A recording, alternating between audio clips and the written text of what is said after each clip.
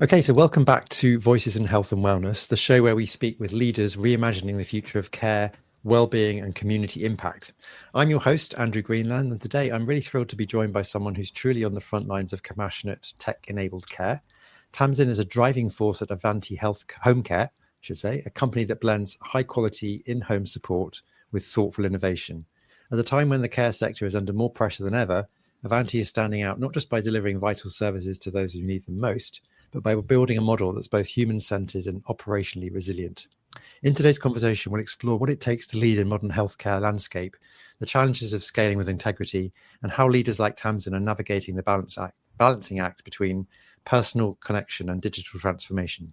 So whether you're in healthcare, tech, operations, or just passionate about doing meaningful work, you'll take something valuable from this chat. So let's dive in. Tamsin, thank you so much for joining us again. Would you mind telling us all where you're calling from? Hi, yeah, I work remotely, so I am currently in Malaga, near Malaga, but it is our business is a family-run business. We started our business 6 years ago, and started originally by my sister and my brother and my sister-in-law. I am now leading HR in the company for them, and also leading accounts and helping in marketing and recruitment. So yeah, it's been quite a journey for us. Okay, thank you for that. So could you tell us a little bit about about the company, Avanti Health, what it does, and maybe how it sort of differs from other providers in the sector? Absolutely. I mean, we began this journey probably from our own journey, if I'm honest. So my stepfather had cancer, and we were looking to provide. We did as a family, we provided care.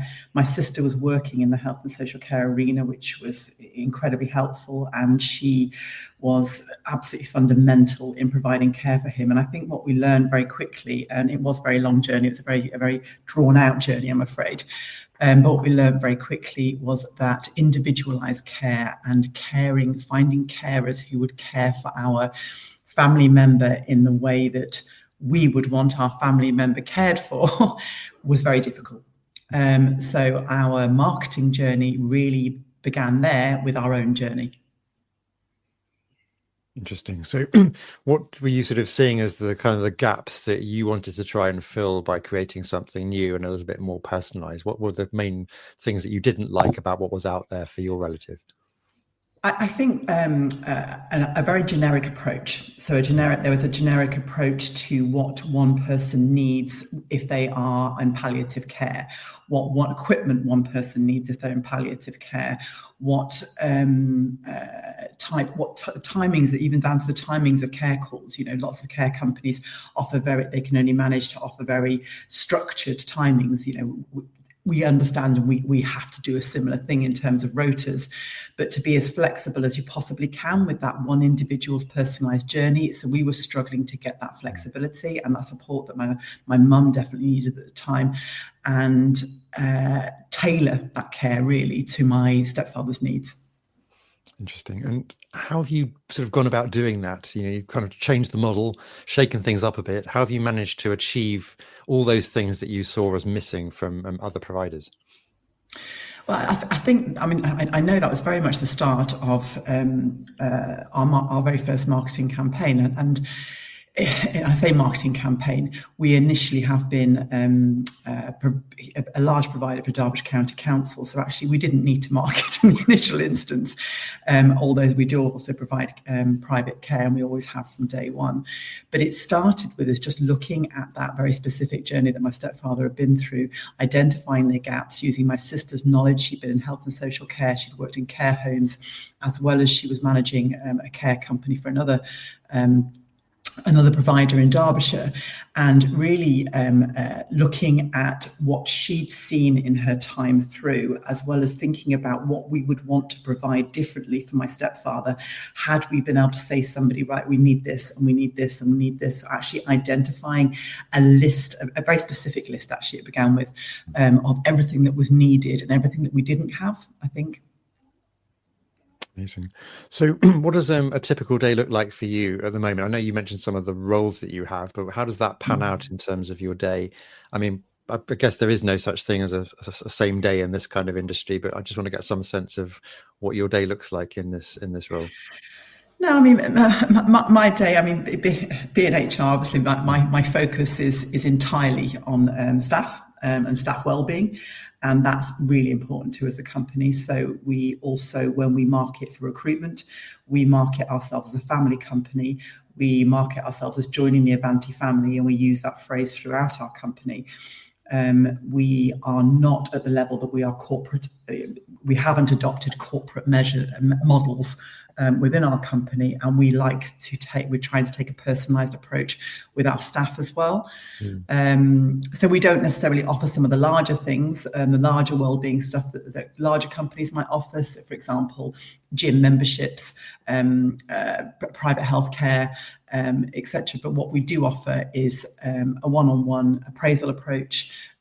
We'd like to think that we know each of our members of staff. So a lot of my time is taken up by making sure that personalised approach stays within our clients. So through client surveys, which I'm currently doing a full analysis on at the moment, client surveys, as well as surveys of our larger customers, our Derbyshire County Council, etc., checking whether our health providers are happy with what we're providing, as well as actually our employees as well, exit interviews. So that whole journey for us is really important, and that's where we like to maintain our focus. That's where we use a lot of my time. Okay, got it. And how do you find good people? I mean, there's a whole thing about recruitment in any industry, but what's your kind of secret sauce for getting the best people? What are you looking for, and how do you sort of seek them out? Wow. Okay. And so we've had real problems in this area. We are now an international recruiter. We couldn't. I mean, a couple of years ago, we couldn't recruit. And we'd run numerous marketing campaigns in traditional methods, using digital methods, trying to frame particular very specific audiences. It just, nothing was working for us. So we went international, and we are now recruiting up to 4 candidates a month internationally. We continue to run our UK recruitment campaigns. We don't get anybody. So what is currently making us successful is our international recruitment. And I think what makes us successful in that, and we don't lose people, there's been a lot of abuse in that area in our industry. And what makes us incredibly successful is that we, again, tailor their journey from the minute we recruit them, the journey throughout the journey, wherever they are, to get onto that plane, to get off the plane. We provide house, we provide a loan, we have a step-by-step journey for our international candidates, which doesn't end. Amazing. Presumably your retention is pretty good compared to your competitors or other people in this space with that kind of thing in place, I guess. Yeah, no, and we get a lot of switch candidates coming over as well. So at the moment, the government are pushing us to recruit people who are already in the country, who have been displaced and haven't been given the journey that they should have been given in the initial instant, because of course the situation wasn't monitored closely enough. So yes, we are absolutely. We are managing to retain our staff. We're actually currently going over our 3rd year of international recruitment. And so we're now renewing visas, and so we have a visa renewal process, and we've had nobody. We're now on number 10. We've had nobody say no yet. So this is a good thing for us. Yeah. Wow, very impressive. So what sort of shifts and trends are you seeing in the healthcare sector right now, especially post-pandemic? I guess you're a bit of a trailblazer in this area because of your approach, and I don't know if other people are trying to catch up and do what you do, but what are you seeing in this sector right now? In our sector, the shifts and trends, I mean, it's a continual battle for us. I think that the most important thing, if we are going to continue to provide the level of personalised care that we want to provide, the financial battle for us is continual. So at the moment, I think the trend is very much, and I think I would speak for most healthcare providers out there at the moment in this industry, that we are struggling to pay our staff in a way that we would like to pay our staff, because actually the county councils aren't paying us the level that we should be being paid. So whilst a national increase would be suggested at 17%, local authorities this year, for example, have only increased between 5 to 7%. So we're seeing a real problem with rises, of course, in national insurance. So every employee is costing us more. But actually, for us to privately, yes, we can charge higher rates. But again, the market is competitive. We're having to be very, very careful. But for us to be able to pay our employees in the way that we want to pay them, to be able to provide the care that we're continually providing, because we do pay at the top of our market, is becoming increasingly difficult with the lack of funding. Got it. I guess the way you were describing this more personalised approach, there's probably a fair amount of tech behind it to kind of really, well, to do, you talk about rotas and all the different operational aspects. So how has the rise in demand for tech-driven care impacted how Avanti operates its business? I mean, you use tech loosely in the health and social care industry.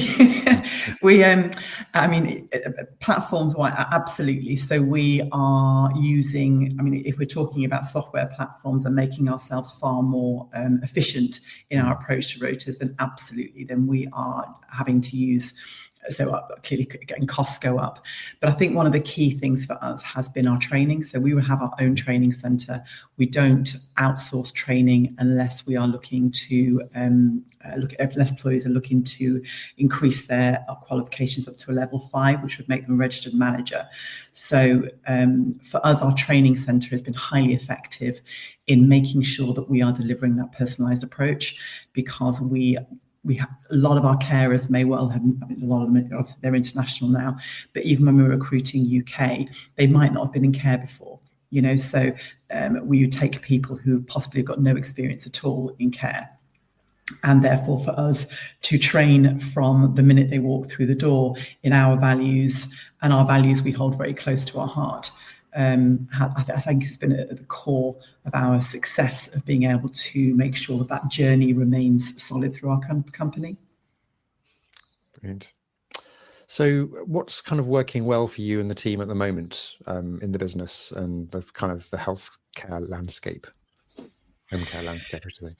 In terms of marketing, in terms of... In general, what's sort of working well in terms of all the things and strategy that you do to kind of drive your mission? Just wonder what's going particularly well. What are you proud of? Really proud of our training centre, and we've just actually recruited a second trainer, which is big for us. Very proud. We're currently developing our infrastructure in terms of our staffing infrastructure. So, what's going really well for us at the moment is we're really putting in place a strong management team and increasing our management team to make sure that we can therefore provide that level of personalised approach that we want to provide for our employees, for our clients.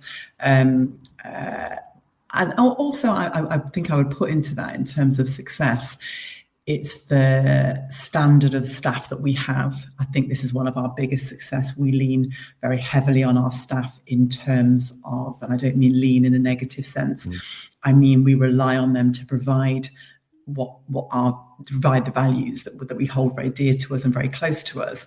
And our staff are fundamentally the core of what we do.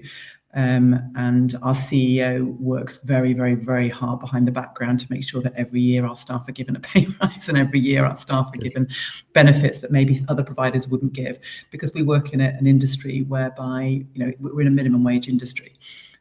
We don't want to provide minimum wage because we believe our carers are highly skilled. Got it.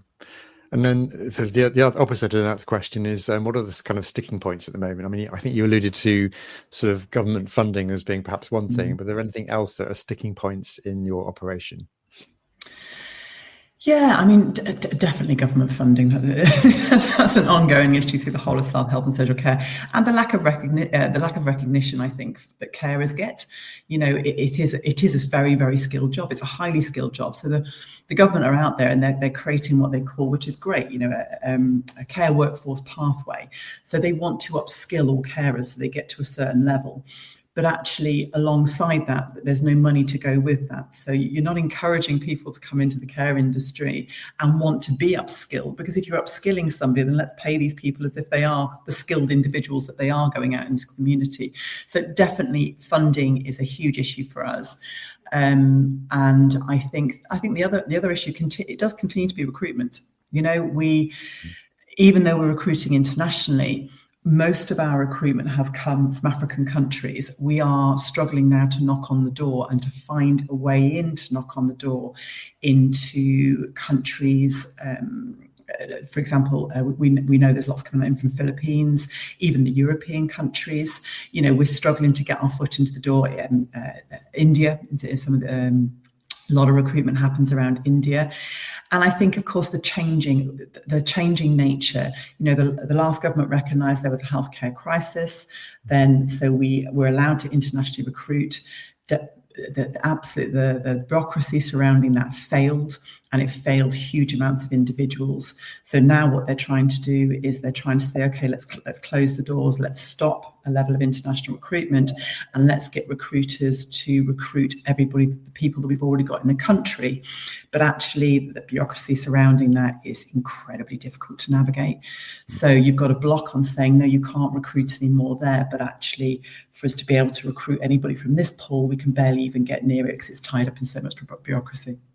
Got it.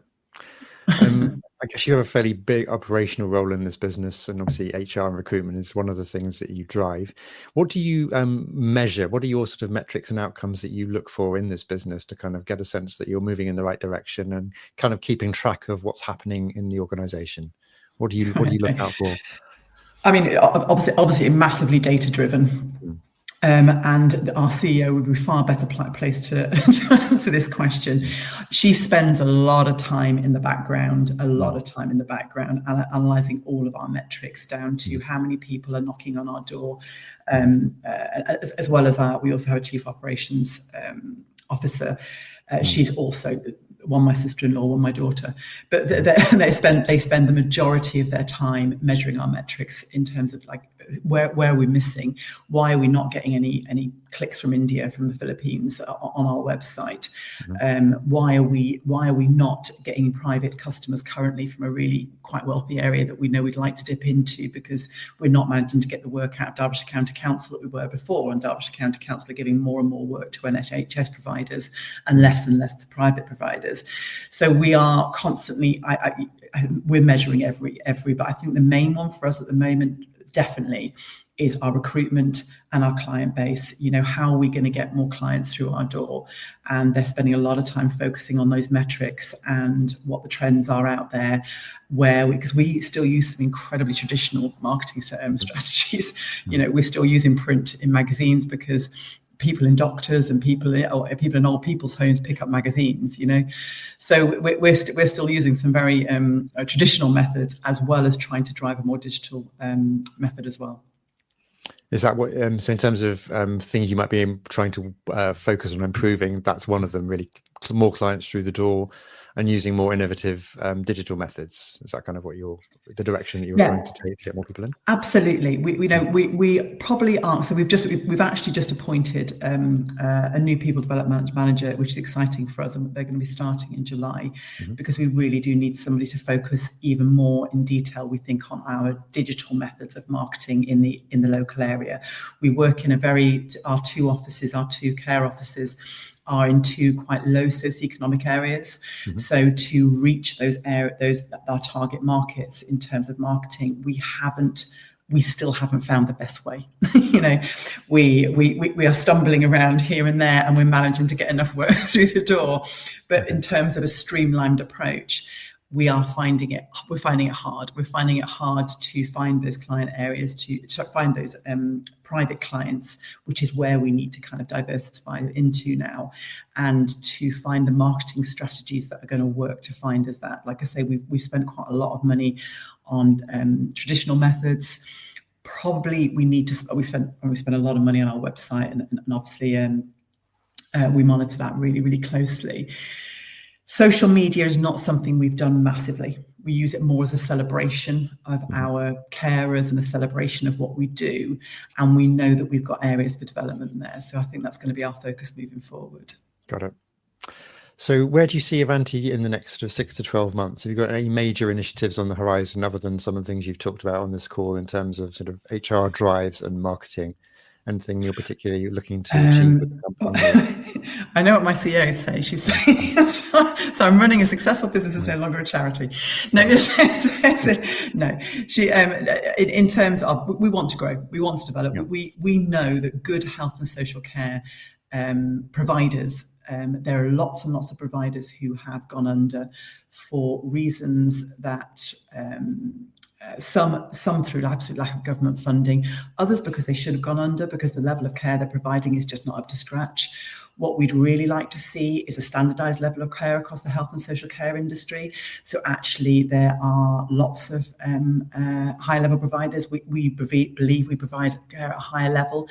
We will continue to do that. So for us, 10 to 12 years' time is making sure that our approach that we're taking now, that we don't lose sight of our values, that we aren't forced down into a market area that we need to lose sight of our values, and that we're able to continue to drive those forward in a landscape where we can pay our carers the money we want to pay them, and also be able to infiltrate a market that we're currently struggling to market. But the aim is for us to open 2 or 3 more sites if we can.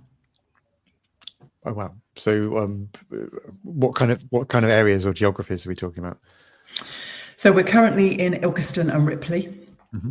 I know that our CEO has got her eyes on, and again, I couldn't give you firm locations right now, but we did have a site in Long Eaton.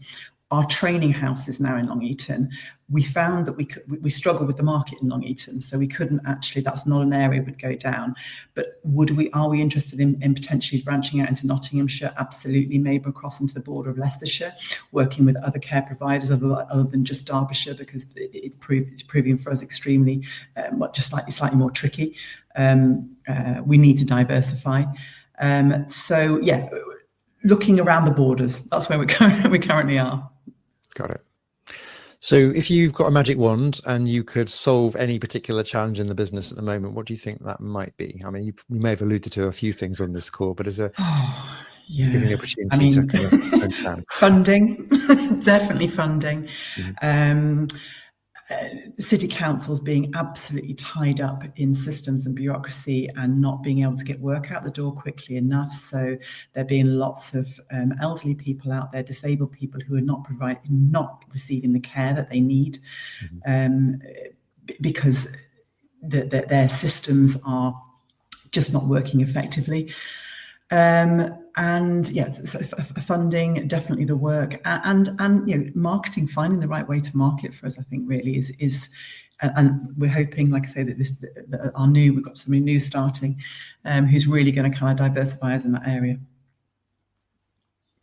And I am guessing that none of this is an Avanti specific problem. This is probably an industry wide issue with local authorities and some of the things that you mentioned. Absolutely. And local authorities are in crisis themselves, aren't they? They're in a terrible crisis, and we know that. We everybody's aware of that, and so pushing is no point in getting pushy. They're so segmented. The local authorities now, there's an absolute lack of communication that goes on between parties to parties, and for them to get anything pushed through, the level of bureaucracy is just insane. So, it's tricky, which is why we need to branch out and become more private, because we can't rely on the local authorities providers of the work that they originally were when we first opened. We were so busy that we couldn't turn away. We were turning away work. Got it.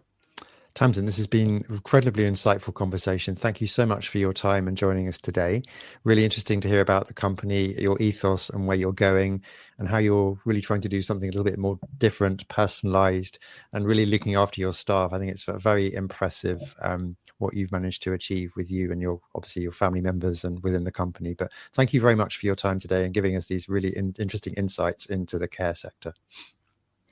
No, thank you very much. It was wonderful to join you. Thank you.